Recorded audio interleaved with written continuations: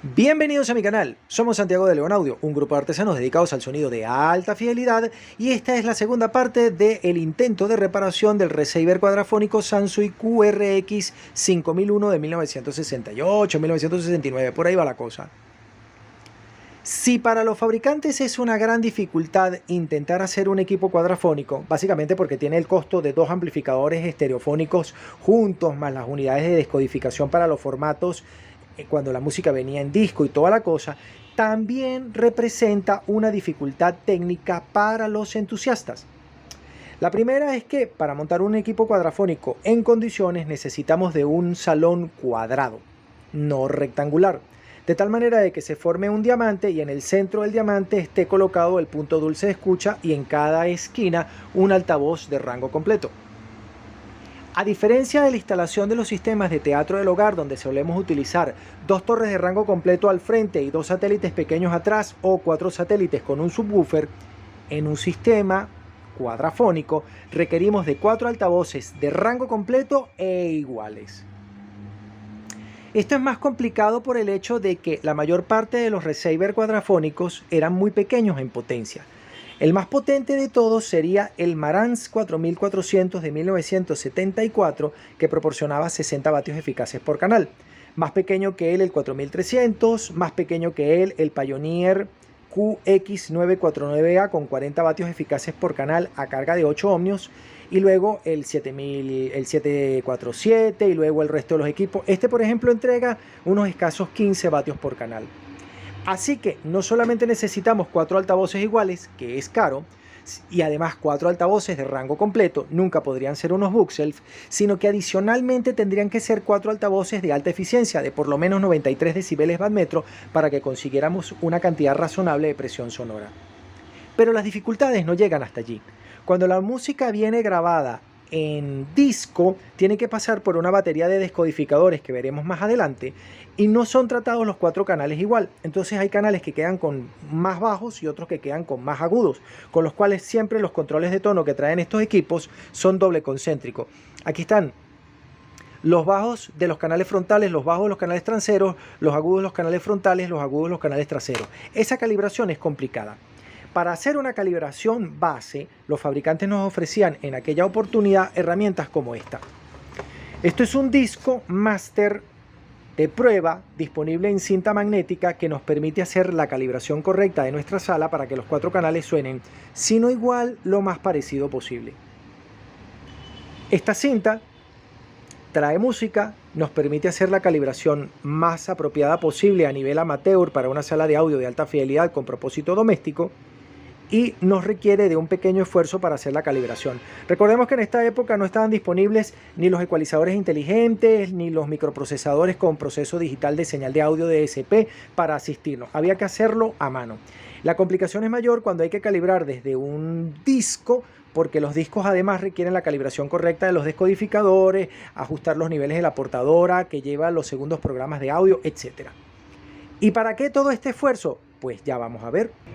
Como yo les comenté en su oportunidad, no solamente estaban disponibles dos discos de Pink Floyd y dos discos de Mike Oldfield, sino que también estaba disponible un disco de Louis Armstrong.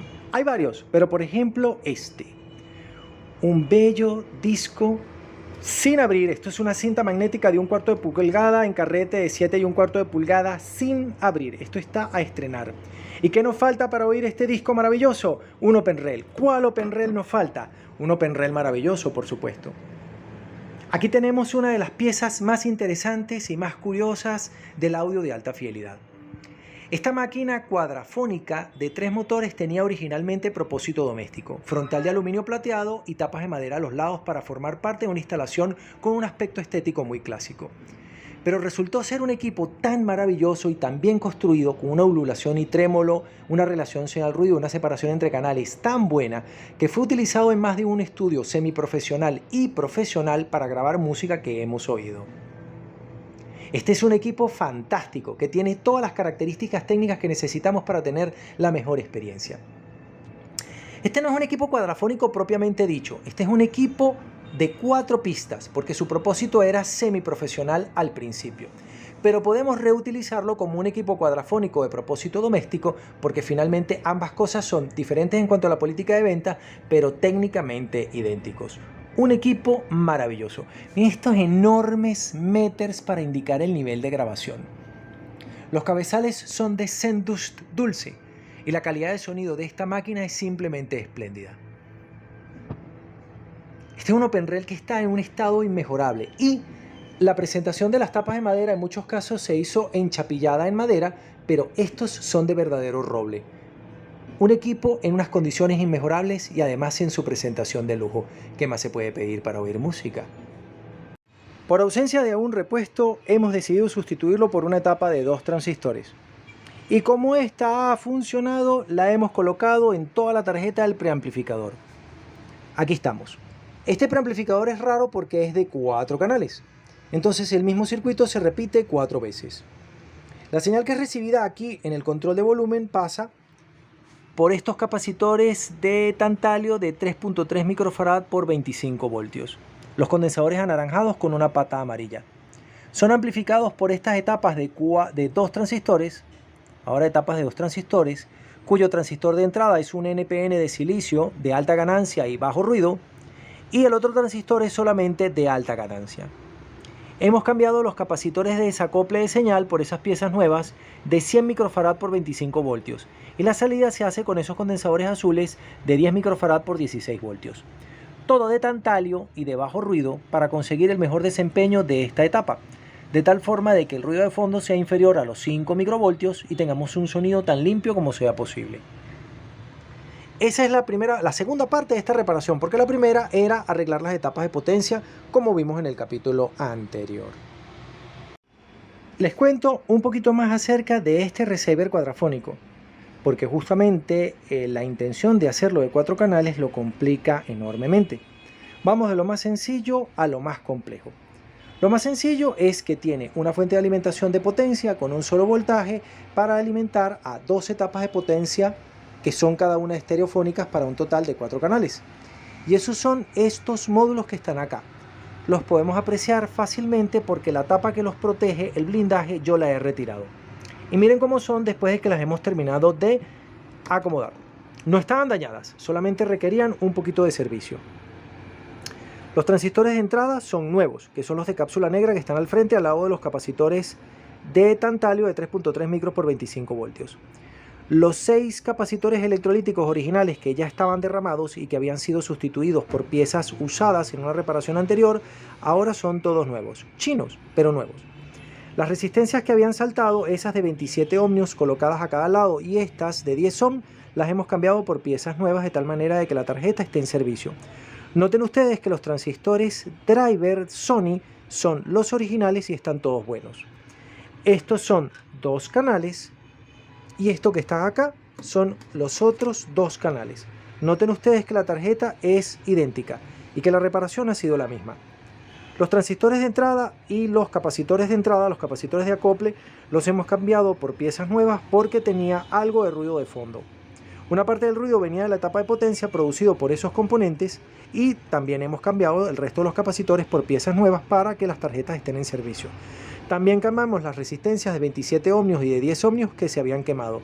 Pero no porque los transistores hubieran fugado corriente, porque de hecho están todos en buen estado, sino porque estaba mal ajustada la etapa en cuanto a su corriente de reposo. Estos son los módulos de potencia. Ahora, si este equipo lo estamos utilizando como radio, la tarjeta de la sección de radio es esta enorme tarjeta que está acá. Aquí podemos ver el tándem de sintonía que tiene 2 secciones para AM y 3 secciones para FM. Y el bloque FM front-end está metido dentro de este blindaje y ahí están sus 3 bobinas ajustables. Este cable lo cortaron, realmente no sé para qué. Para AM la sección está colocada acá, aquí podemos ver el oscilador local, los bloques de frecuencia intermedia, el circuito integrado que hace la sección de AM, el circuito integrado que hace la sección de FM con sus 2 bloques de frecuencia intermedia, el demodulador Foster-Celi, el descodificador estereofónico y los 2 filtros para limpiar la señal del tono piloto de 19 kHz. Y es seleccionable la reecualización entre 75 y 50 microsegundos para que el de énfasis de FM restablezca una respuesta en frecuencia plana conforme a la norma vigente en cada país. Pero si la señal proviene de un disco long play, la cosa es distinta. Veamos. Los programas recibidos por radio son estéreos, así que el equipo lo que hace es que le envía la misma señal a los dos canales derechos y a los dos canales izquierdos.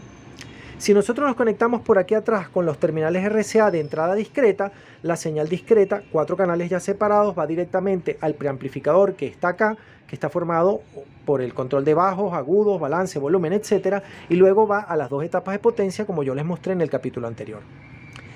Pero si la señal viene de un disco long play, el programa es completamente diferente. Y de ese trabajo se encargan estas 2 tarjetas que están debajo de este blindaje y que les voy a mostrar en un momento. Una parte del ruido que nosotros detectamos en este equipo estaba siendo producido por los módulos de potencia que van enchufados acá, que son estos 2 módulos controladores, cada uno estereofónico para un total de 4 canales. Pero otra parte del ruido había sido producido en esta tarjeta que es el preamplificador, que tiene el control de bajos, el control de agudos, el control de balance, el control de volumen, el loudness y la posibilidad de puentear los canales derechos y los canales izquierdos para que suenen juntos. Aquí están las 4 señales de salida de pre que deben recorrer este cableado que vemos por aquí y entrar a los conectores de los módulos de potencia. La señal que entra acá es la señal que viene de la tarjeta del selector, que es donde está fono, tuner, etcétera, etcétera, y llega aquí a través de estos 4 cables que hemos desconectado al control de volumen, que es este potenciómetro que está acá. Aquí tuvimos que hacer una reparación muy interesante. Esta tarjeta estaba formada, o la sección activa, la sección de amplificación estaba formada por unos módulos BA312, que son unas etapas de 3 transistores integradas dentro de unas cápsulas plásticas, un chip. Pero como no hemos conseguido esos módulos originales, nos hemos visto obligados a sustituirlos por un circuito discreto, pero que sea compatible con el circuito original, porque ya estos componentes electrónicos los habíamos comprado y les voy a contar qué hicimos. Como es un preamplificador cuadrafónico, tenemos 4 señales de entrada que pasan por estos 4 capacitores anaranjados de tantalio con una pata amarilla de 3.3 micros por 25 voltios. Las 4 señales de salida deben salir por estos condensadores también de tantalio de 10 microfarad por 25 voltios y acoplarse a través del puente, que es este cable que está acá, y entran nuevamente por estos condensadores de tantalio de bajo ruido de 3.3 micro por 35 voltios. ¿Por qué hay que pasar por tantos condensadores? Porque es el diseño original. Hoy en día los amplificadores no se diseñan así, sino que son lo que llamamos DC-DC coupled, es decir, sin capacitores en el paso de señal. Pero este no es ese tiempo. Aquí tenemos el potenciómetro cuádruple, que es el control de volumen, el potenciómetro cuádruple, que es el doble control de balance, el potenciómetro cuádruple, que hace los agudos, y el potenciómetro cuádruple, que hace los bajos. En todos los casos son izquierdo frontal, derecho frontal, izquierdo posterior, trasero posterior. Cada una de las etapas la hemos sustituido por 2 transistores de alta ganancia y de bajo ruido. Hemos tenido que agregar los resistores que estaban dentro del chip y cambiar el valor de esta pieza a 47 kiloohmios. Noten ustedes que en todos los casos lo hemos hecho exactamente igual. 47 kiloohmios, una resistencia de 3.3K y otra de 220 ohmios, 2 transistores NPN de alta ganancia y de bajo ruido, y hemos conservado los capacitores cerámicos de filtro de señal y los de 100 microfarad por 25 voltios, que son los que determinan la frecuencia más baja que se puede amplificar.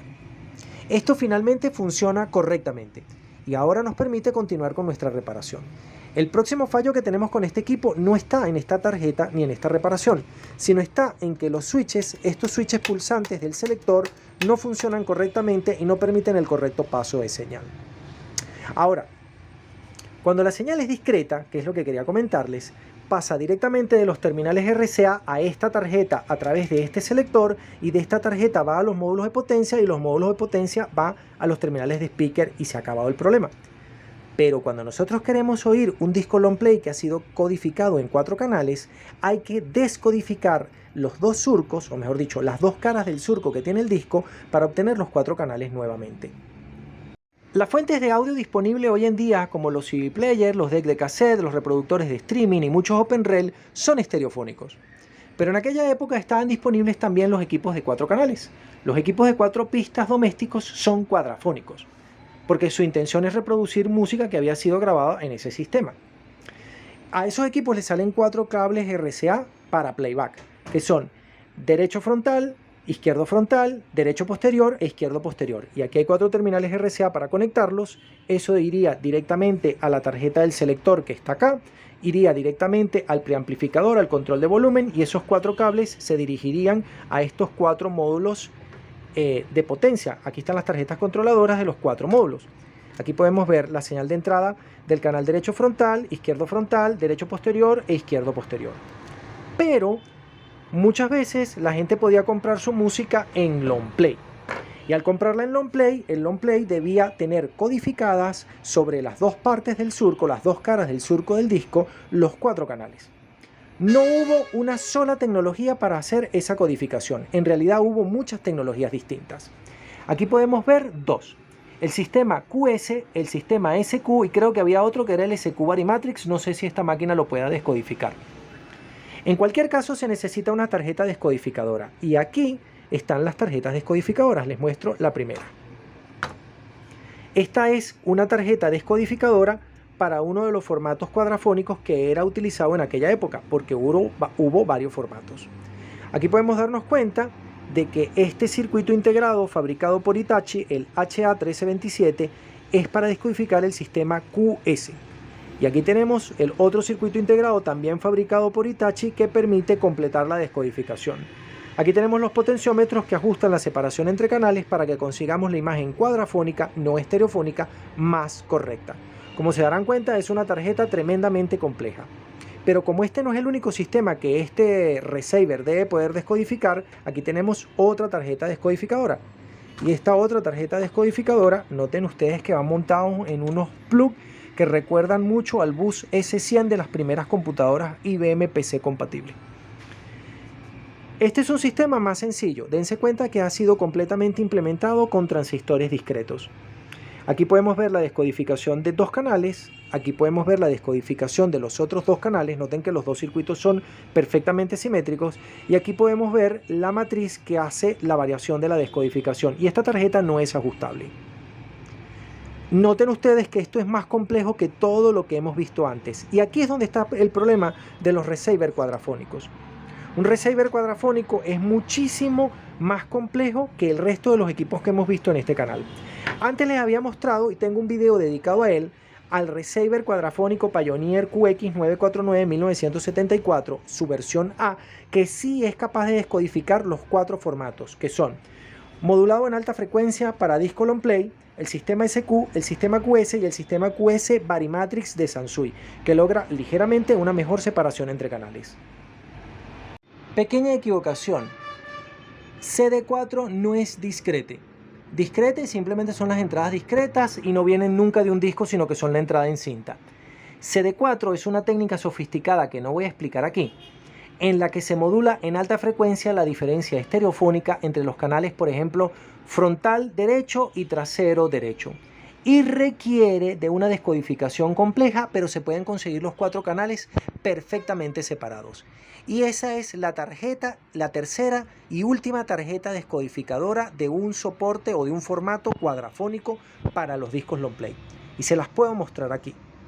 Mucha gente me ha preguntado que si una aguja de un plato tocadiscos puede leer frecuencias más allá de los 20 kHz. Y la respuesta es que sí. Las elípticas, pero sobre todo las hiperelípticas y las Shibata necesarias para el sistema cuadrafónico pueden leer frecuencias tan altas como 50 kHz. Y es lógico, porque sucede que la respuesta en frecuencia se tenía que cortar cerca de los 15 kHz, pero tenía que haber una portadora modulada en frecuencia sobre 30 kHz, cuyas bandas laterales iban de 15 a 45 kHz, que se modulaba con la diferencia estereofónica como lo hacen los descodificadores estereofónicos de los receptores de radio. Y aquí está la tarjeta.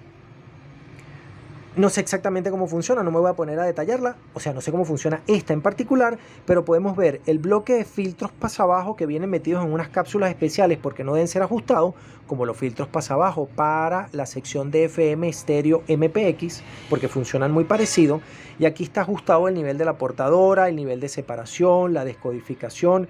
Esta tarjeta es súper compleja, pueden darse cuenta que tienen 8 puntos de ajuste, 2 circuitos integrados, más una maraña de transistores para para poder producir la portadora, hacer la demodulación de FM, pasarla por un filtro pasabajo y luego pasarla por una matriz para poder recuperar los 4 canales discretos originales. Es súper complejo cómo funciona este sistema. Dense cuenta de que el mayor esfuerzo de Sansui no ha estado puesto en la fuente de alimentación, que es muy simple, o en el preamplificador, que es extremadamente simple, o en las etapas de potencia, que también son muy sencillas. Por cierto, este equipo ya lo probamos y suena muy bien a pesar del arreglo que le hemos hecho. Lo realmente complejo de este equipo es la descodificación de 4 canales. Dense cuenta de que Sansui prefirió hacerla con módulos separados, pero que aún así ha tenido que utilizar esta gigantesca tarjeta. No sé si la pueden apreciar correctamente en cámara. Es brutal la cantidad de componentes electrónicos que se han tenido que integrar aquí para poder hacer la descodificación de este formato, que ahora sí se llama CD4 y que permite oír los 4 canales completa y perfectamente separados, pero nos requiere de una aguja hiperelíptica para poder recuperar la información completa libre de distorsión. Aquí, por ejemplo, está el potenciómetro que permite ajustar el nivel de la portadora. Esto tenía que ser calibrado porque depende de cada cartucho en particular. Nos vemos en la tercera parte. Desde Santiago de León de Caracas, saludos y suerte.